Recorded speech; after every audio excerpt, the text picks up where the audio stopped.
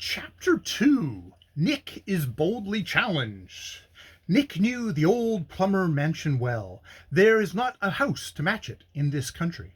100 years or more ago, it must have been the scene of strange adventures. It was built, certainly, by one who did not expect a peaceful and quiet life within it. The thick stone walls, which looked so unnecessarily massive, are really double. There are secret passages and movable panels and trapdoors enough in that house to hide a man, if a regiment of soldiers was after him.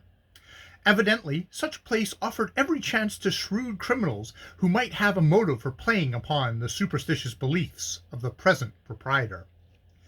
Anybody who couldn't get up a respectable ghost in the old Plummer house must have been a very poor faker.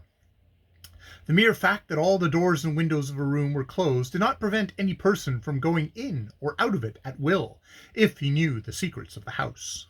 Nick thought of these things as he rode down there in the cars, and he prepared himself for an interesting time, chasing bogus ghosts through secret doors and panels. But a surprise awaited him on his arrival. Colonel Richmond met him at the door, and, by Nick's request, took him at once to the room from which the articles had been taken. It was a modern room in a new part of the house. Nick was entirely unprepared for this. He did not know that the colonel had built any additions to the old mansion. Colonel Richmond spoke of this remarkable feature of the case at once. "If this thing had happened in the old part of the house," he said, "I shouldn't have thought that it was anything but an ordinary robbery. Every room there can be entered in a secret manner, and no doubt there are plenty of panels and passages which even I do not know. But there's nothing of the kind here. This wing was built under my eye, from my own design. I saw the beams laid and the floors nailed down. There's absolutely no way to enter the room in which we now stand except by the two doors and the window.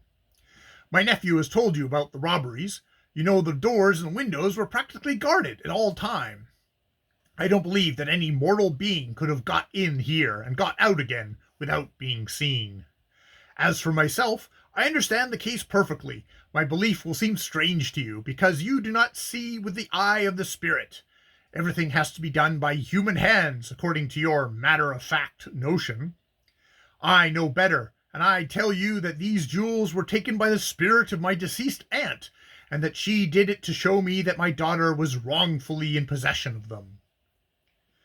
When a healthy, hearty old man, who seems to be as sane as anybody else in the world, stands up and talks such nonsense as this, what can one say to him?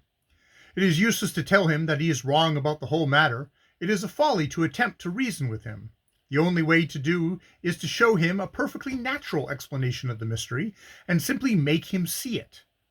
That was the task which Nick had before him, and it must be owned that, at the first glance, he did not see how he was going to accomplish it. He examined the room and satisfied himself that it had no secret entrances. Such being the case, Nick was unable to form a theory of the robbery which would fit the facts as they had been stated to him.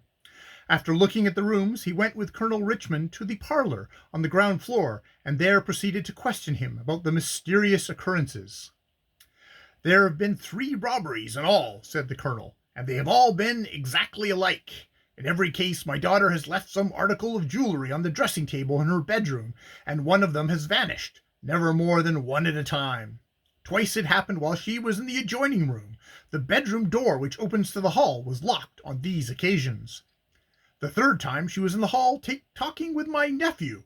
He was standing in the upper hall leaning over the banister rail. They were discussing a plan for a drive out into the country. Quite a party was to go. Horace had just received a word from a gentleman whom they invited that he would be unable to go. He had read the note in his room, and he called downstairs to my daughter to tell her about it. That was how they happened to be standing in the hall. Presently she went back into her room, and almost immediately noticed that the small locket set with diamonds had been taken. She screamed, and Horace and I came running to her room. We searched it thoroughly. There was nobody there. The door between the bedroom and the sitting room was open, but the other door of the sitting room, which opens into the old portion of the house, was locked and bolted on the inside.